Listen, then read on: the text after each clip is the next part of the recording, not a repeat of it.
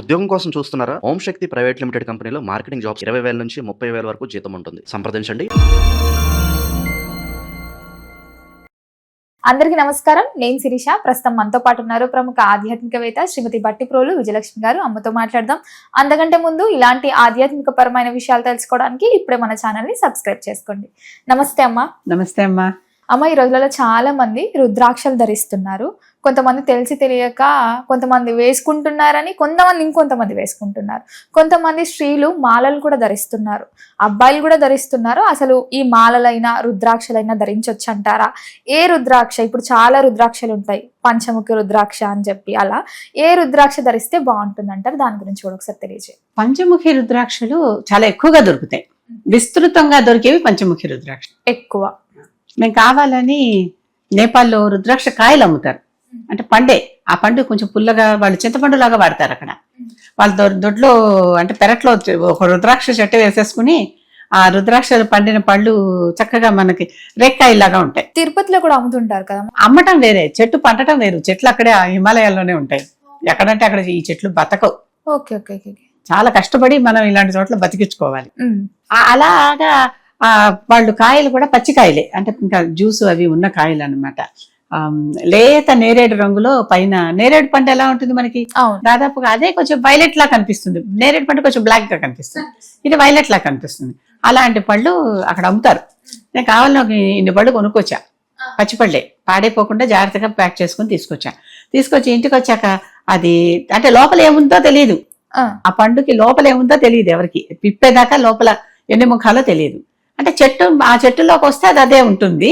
ఆ చెట్టును బట్టి కూడా ఈ చెట్టు అంతా ఏకముఖి, ఈ చెట్టు అంతా ద్విముఖి, త్రిముఖి, చతుర్ముఖి, పంచముఖి అట్లా ఉంటుంది. ఆ చెట్టుకు అవి మాత్రం కాస్తాయి. ఏకముఖి చాలా అరుదైన రుద్రాక్ష. ఏకముఖి రుద్రాక్ష దొరకటమే కష్టం. ఈ మధ్య నకిలీ రుద్రాక్షలు ఏముంది, చెక్కకి ఇలా బొక్కలు చేసేయచ్చు కదా, అలాంటివి కూడా అమ్ముతున్నారు. ఈ రుద్రాక్ష ప్రత్యేకంగా ఎందుకు చెప్తున్నానంటే, ఈ మాల ఇది 54 రుద్రాక్షలు ఉన్నటువంటి మాల. 108 అయితే మనకి ఇంకా పెద్ద మాల, ఇంకా పెద్దదైపోతుంది. పెద్ద పూసలు కదా.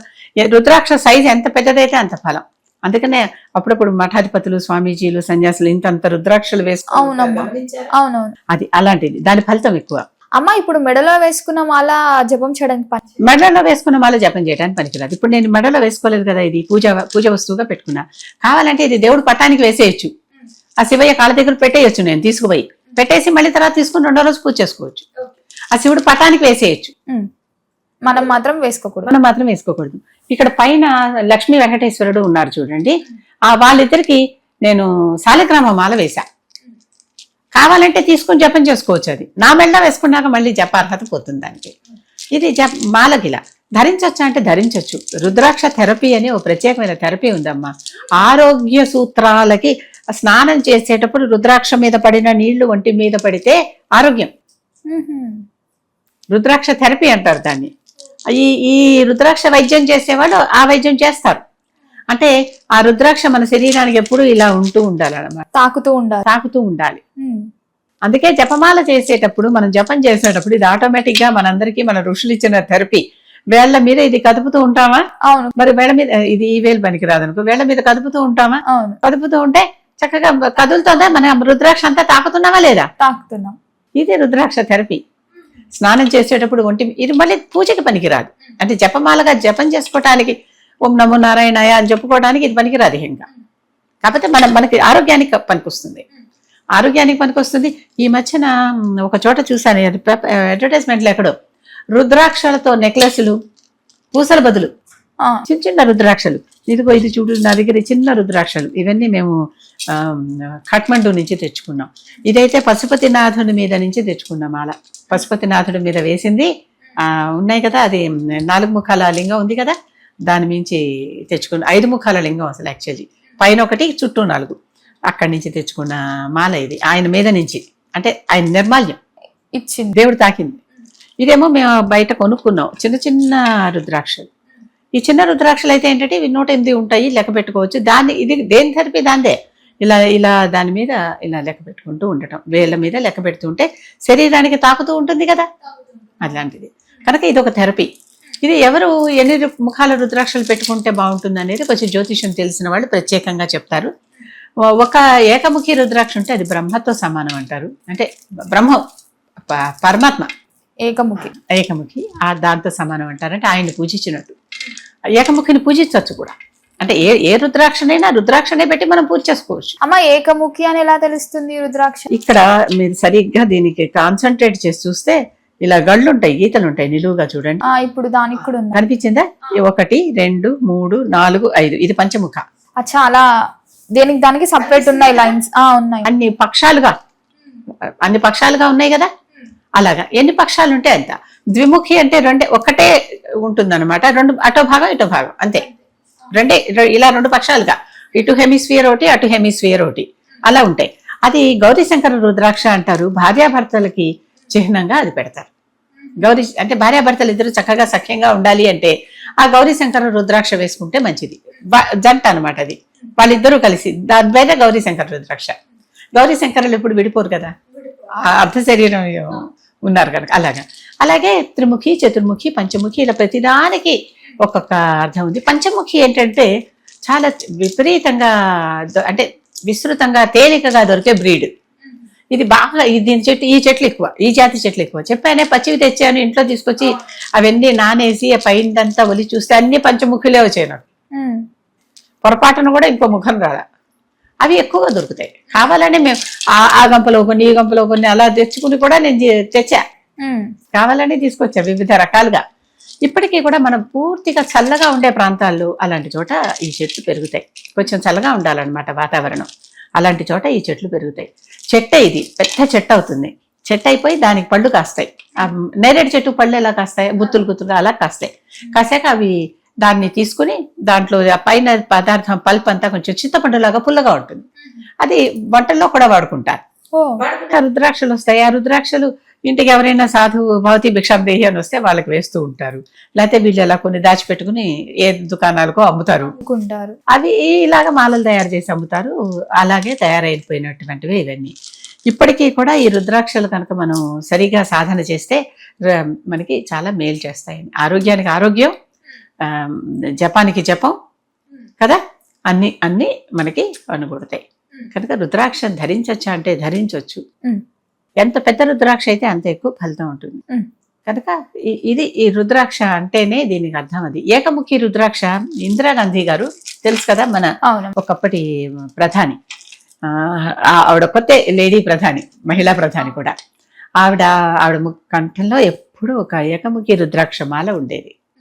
ఈ ఏకముఖి రుద్రాక్షమాల ఆవిడ కంఠంలో ఉన్నప్పుడు సరే సడన్ గా ఒకసారి కాల్చివేయబడింది, చనిపోయింది. ఆ మాల ఆవిడతో పాటు అది కాలిపోయింది. అంతటి అరుదైన ఏకముఖి రుద్రాక్షమాల మరొకటి లేదు అని చెప్తారు. అంత ఏకముఖి ఆవిడ ప్రత్యేకంగా అలా తనకి అన్ని ఎలాంటి చోట నుంచి ఆవిడ ఎక్కడి నుంచి ఎక్కడికి ఎదిగిపోయింది. అసలు ఒక స్థితిలో బారువా అని వాళ్ళకి కాంగ్రెస్ ప్రెసిడెంట్ ఒక ఆయన ఉండేవాడు. Indira is India, India is Indira అన్నాడు. అంతేకాదు ఒకళ్ళెవరో బయట దేశాల్లో వాళ్ళు ఈవిడ హిస్టరీనే కాదు జాగ్రఫీని కూడా మార్చేసింది అన్నారు. బంగ్లాదేశ్ కొత్త రాష్ట్ర దేశం ఏర్పడితే. అంతటి గొప్ప పేరు అన్ని దేశాలలోనూ మన దేశంలోనూ ఇంటా బయట కూడా ఆవిడ గెలుచుకొచ్చింది. అంత శక్తిని ఆవిడకి అది ప్రసాదించింది అని ఆవిడకి కూడా నమ్మకం. ఆ మాలను మాత్రం ఆవిడ ఎప్పుడు వదల్లా, మెళ్ళలోనే ఉండేది. ఒకసారి మనిషి చనిపోయింది కదా, ఆ శవం మీద ఉన్నటువంటిది పనికిరాదు, ఇంకా ఇక దాని ఫలితం అయిపోయినట్టే. అమ్మ ఇప్పుడు రుద్రాక్షలు ధరించిన కొన్ని నియమాలు ఉంటాయి కదా. ఇప్పుడు కొంతమంది చనిపోయినప్పుడు వెళ్ళి అదే చెప్తున్నా, అశౌచం ఉన్నప్పుడు ధరించకూడదు, వెంటనే తీసేయాలి. తీసేసాక ముందర అయిపోయాక కదా మనం తీస్తున్నాం కనుక దాన్ని పాలతో శుద్ధి చేసి మళ్ళీ దాని పవర్ మళ్ళీ చక్కగా దేవుడి దగ్గర పెట్టి మళ్ళీ కొత్త మాలలాగా తీసుకుని వేసుకోవాలి. అలాగే శవాలు చనిపోయిన వారి దగ్గరికి వెళ్తాం అనుకోకుండా రుద్రాక్ష మాల వేసుకుని వెళ్ళిపోతే అది కూడా అంతే. ఇంటికి వచ్చాక మళ్ళీ దాన్ని శుభ్రంగా కడిగి మంచినీళ్ళతో కడిగి మళ్ళీ పాలతో కడిగి మళ్ళీ దానికి అర్చన చేసి మళ్ళీ మంచినీళ్ళతో కడిగి అలా 1-2 సార్లు దాన్ని శుద్ధి చేశాక అప్పుడు దానికి ఆ అశౌచం పోతుంది. మళ్ళీ అప్పుడు చేయొచ్చు. ఈ నియమాలు అయితే ఉన్నాయమ్మా, తప్పనిసరిగా ఉన్నాయి. రుద్రాక్ష అంటే రుద్రుని శరీరం నుంచి వచ్చిన ఆయన కంటి నుంచి జారువారిన భాష్పాలు అంటారు. దుఃఖం కాదు, దుఃఖాశ్రువు కాదు, ఆనందాశ్రువులే. ఆనందం వస్తే కూడా కంటపడి నీళ్ళు వస్తాయి కదా, అటువంటి రుద్రుడి కంటి నుంచి వచ్చిన ఆనందాశ్రువులే ఈ రుద్రాక్షలు అని చెప్పుకుంటారు. అందుకే దానికి రుద్రాక్ష అనే పేరు కూడా. ఇలాంటివే నకిలీ ఉంటాయి, వాటిని భద్రాక్ష అంటారు. అవి కూడా ఉన్నాయి. అవి చెట్టువే, కానీ రుద్రాక్ష శక్తి దానికి లేదు. ఆ తర్వాత ఈ మధ్య కొత్తగా నకిలీ మన వాళ్ళు చెక్కలతో తయారు చేసేస్తున్నారు, పెయింట్లు కూడా. అమ్మ తెలుసుకోవడానికి ఉంటుందా ఇది నకిలీయా ఒరిజినల్ అని ఏదైనా? తెలిసింది ఉంటుందా అంటే ఒక చిన్న పరీక్ష ఉంది.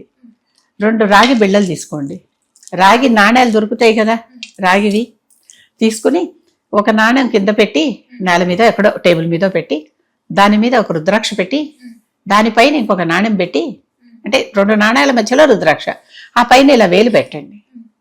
అది లోపల రుద్రాక్ష తిరుగుతుంది దానంతట అదే. ఒరిజినల్ అయితేనా? ఒరిజినల్ అయితే. రాగి పెట్టడం వల్ల రాగి 2 రాగి నాళాల మధ్య అయస్కాంత క్షేత్రం ఏర్పడుతుంది, విద్యుదయస్కాంత క్షేత్రం ఏర్పడుతుంది అక్కడ. దీనికి మరి పవర్ లేకపోతే ఎలా మనకి పనిచేస్తుంది ఆరోగ్యానికి అన్నిటికీ? 2 రాగి బిళ్ళలు తీసుకోండి. నేను ఈ రోజుల్లో నాణ్యాలతో నేను ఎప్పుడు పరీక్షించలేదు. రాగి కాయిన్లు నగిరి ఉండేవి ఒకప్పుడు.